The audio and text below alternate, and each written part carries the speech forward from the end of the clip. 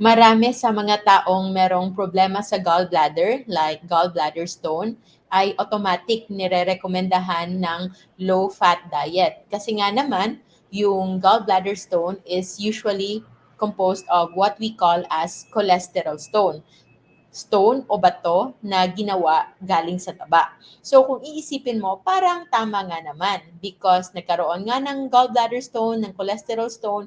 So maybe kapag binababaan yung pagkain ng taba ng mga pagkaing makolesterol, then most likely baka hindi rin ito magkakaroon ng contribution sa pagbuo ng isang gallbladder stone. Pero may katotohanan nga ba ito? We have to understand what goes on in our body at kung ano yung normal na function ng bile acid. Yung bile acid po or bile salts, yun po yung laman ng ating gallbladder. Kailangan muna natin intindihin bago natin tanggapin na yung pagkain ng walang taba ay tama o hindi para sa atin. So first, ang gallbladder. Ano yung gallbladder or abdo? So yung gallbladder is just a pouch. Sisidlan lang po yung gallbladder. It is a reservoir. Sisidlan siya ng bile acid and bile salt. So yung bile acid, meron niyang bile salts and also cholesterol. Ito ay nanggagaling sa ating atay. Ano ang purpose ng bile acid?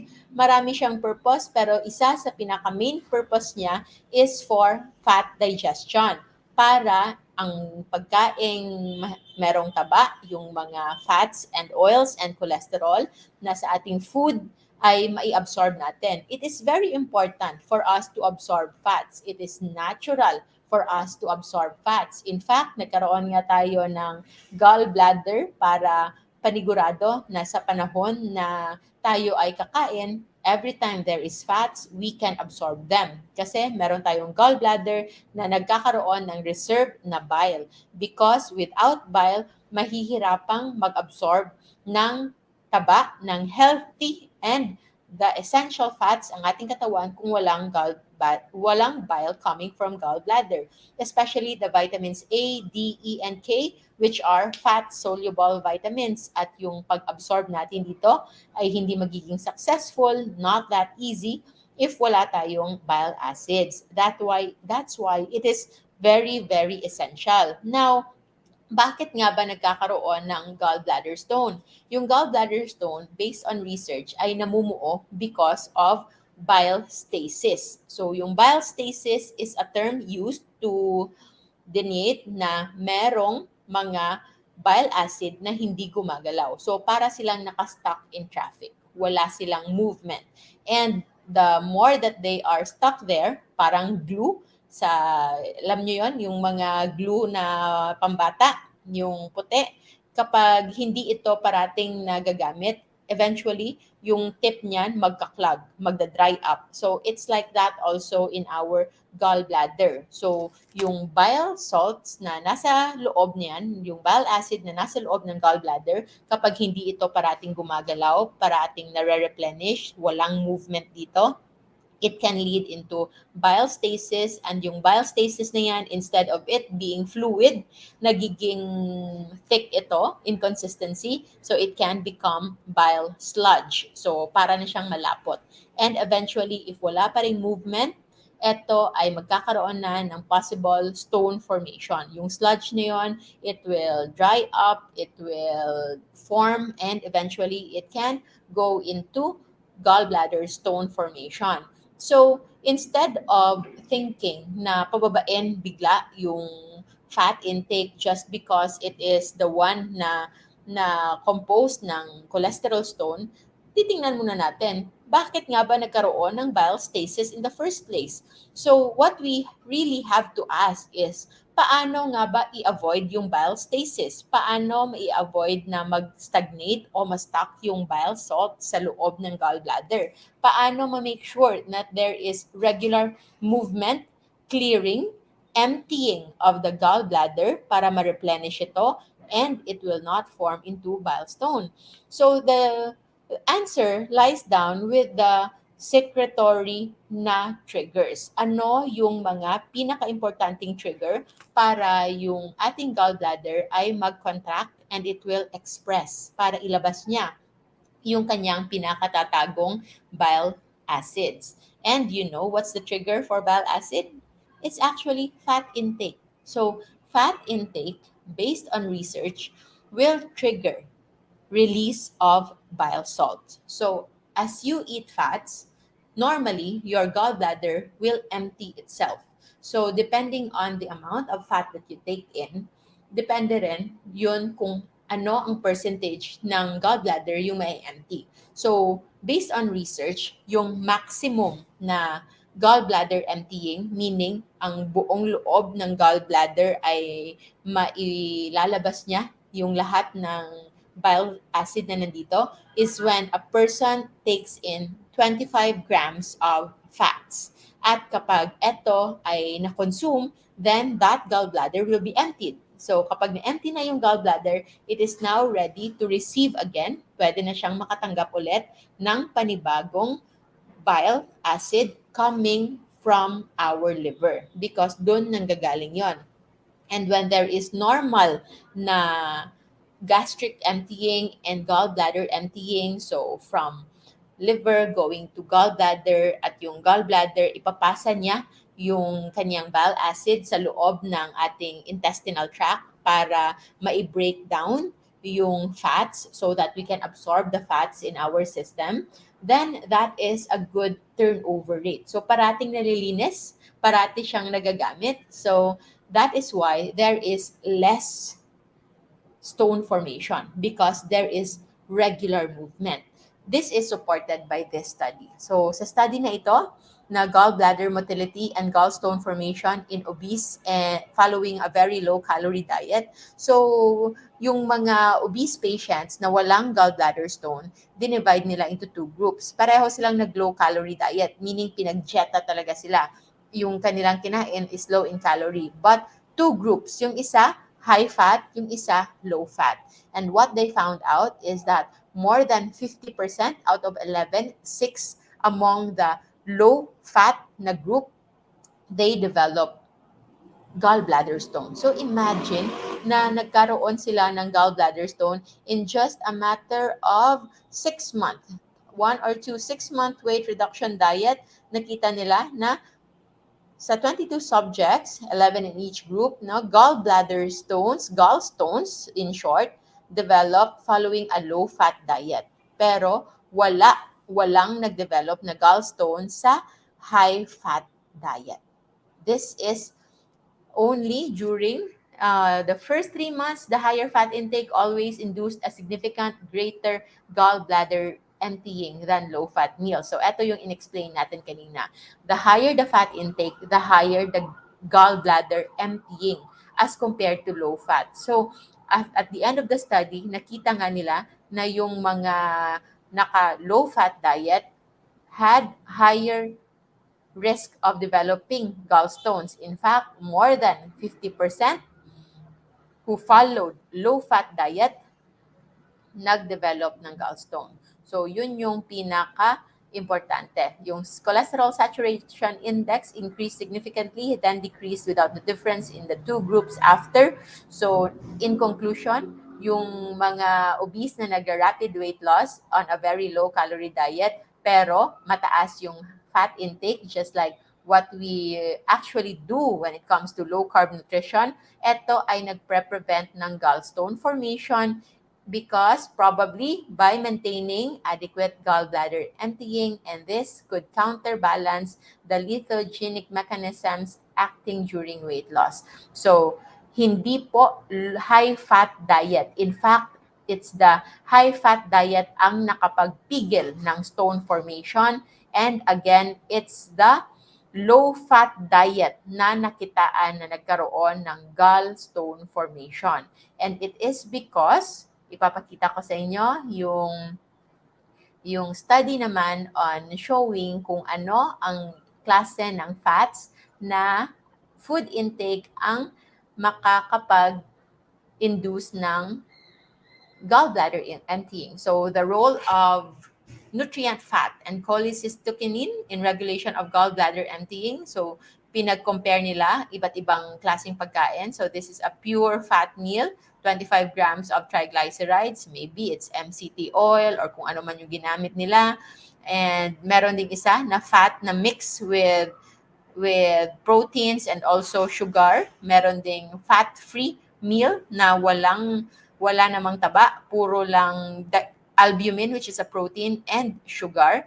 And yun nga, nakita nila na ang result is major stimulation since yung cholecystokinin or CCK plays a major role in the stimulation of gallbladder contraction. But other factors when fat-free or low-fat meals are ingested, ito ay hindi nakakapagpa-induce ng full gallbladder emptying. So, a fat intake of 25 grams, ito yung maximal gallbladder contraction. Thus, since na-empty yung gallbladder, ito ang nakakapag-prevent ng contraction. Ito ay nagpe-prevent ng gallbladder stone formation. That is how important it is because even if you eat fats but it's low fat, like 8 grams only, hindi siya enough. Nagkakaroon ito ng less than 50% as compared to the pre-meal na level ng bile acid inside the gallbladder. And for those naman na meron ng gallbladders to start with, they are afraid of eating fats and because nga, there is a reason for it. If you already have gallbladder stone, meron siyang tendency na pwede ngang mag-obstruct because again, if you eat fats during that time, then you can induce gallbladder movement. And kapag bigla-biglang nag-contract yung gallbladder, then yes, maybe that can lead into gallbladder obstruction. Dito na nagkakaroon ng cholecystitis, cholelithiasis na nag-complicate, na nag-obstruct sa bile duct. That's why it's a different scenario. But don't ever blame low carb for gallbladder stone formation because there's no science behind low carb and high fat intake on its formation.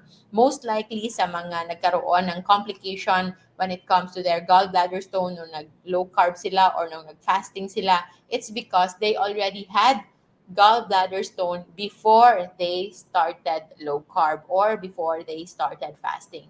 And the worst thing that you can do if you are fasting and then you are eating a very low fat diet after and also low fat and high carb because you are actually inducing more gallbladder stasis. You are risking yourself of developing that gallbladder stone. And for those naman na meron ng ongoing gallbladder, you have to consult with your physician, with your doctor. You have to identify if this gallbladder stone is surgical or non-surgical. Kung sinasabing surgical na ito, it can be elective or emergency. Kung emergency, kailangan agad-agad operahan na. Kung ito naman ay elective na surgical, then it can wait. At least hindi pa complicated, pwede itong operahan. And there are also those that are non-surgical. So, meron ding gamot na pwedeng ibigay and you can also pair it up with proper low-carb, high-fat diet na tama lang para sa inyo. When it comes to gallbladder stone formation, merong iba din na hindi natin na-tackle na it is really linked with high-fat intake also. Pero mind you, it's high-fat together with high inflammatory foods. So it's high fat, maybe it's the wrong kind of fats, the seed oils, the vegetable oils, canola, the rapeseed oil, sunflower oil, and all of those other seed oils except coconut oil and butter and lard and all those natural oil and also the intake of high carb. So, a lot of fats, a lot of sweets. So, anong mga example niyan? Ice cream. So, ice cream has eggs, has milk, so it's high fat, but it also has a lot of sugar. It's a lot of milk with lactose. So, it's also high fat and high in sugar. So, it's high fat, high carb. That is a major no-no if you want to maintain healthy liver and eventually healthy gallbladder because yung gallbladder actually ano lang siya, para siyang collateral damage lang when it comes to the health of our gallbladder and when it comes to our overall health starting from our liver. So if you wish to make sure that you are doing it right, You can start with just avoiding the inflammatory foods. You avoid the foods that are in the caution and the danger list ng ating JGC Rojo food list. You can look that up. Meron tayong maraming post about that. And you can just focus on the safe list. And for those with concurrent condition, you can consult with your physician or our low carb doctors, or you can also join our low carb and fasting masterclass. We will start our LCF masterclass on gallbladder diseases. So gallbladder, bile sludge, gallstones, up to gallbladder carcinoma, which is the end stage, yung pinaka ayaw nating mangyari sa ating mga gallbladders. We have to take care of it because if not, it can also lead into cancer. So if you wish to know more about this, message nyo lang yung admins natin in LCF Masterclass if you wish to join this exclusive group. And for food inspirations, you can start with Life Without Rice. And for community support, we have Low Carb, Feasting, and Fasting Community. There are other factors involved when it comes to gallstone formation. There are also those related to high fat intake, but also together with inflammation, together with the presence of high insulin in the body, high estrogen, high cortisol, or stress hormones. So, when you have all of these combined, then high fat is a dangerous kind of diet. High fat is only okay if it's a clean, natural fats and eaten, kinakain natin ito nang walang kasabay ng mga inflammatory foods. Most importantly, the sugar and the starch and those carbohydrates that will just spike our insulin and can lead into inflammation in our liver. Shout out to fructose because fructose is another simple sugar na hindi man directly nakakapagpataas ng insulin, but it can induce inflammation in the liver. And once there is already inflammation in the liver, then there's also higher degree of insulin resistance yung ating katawan. So it will actually work hand in hand na magkaroon tayo ng vicious cycle of insulin resistance, inflammation, and damage sa iba't ibang parte ng ating katawan. So we have to lower our insulin by lowering our sugar intake and the other foods that are inflammatory.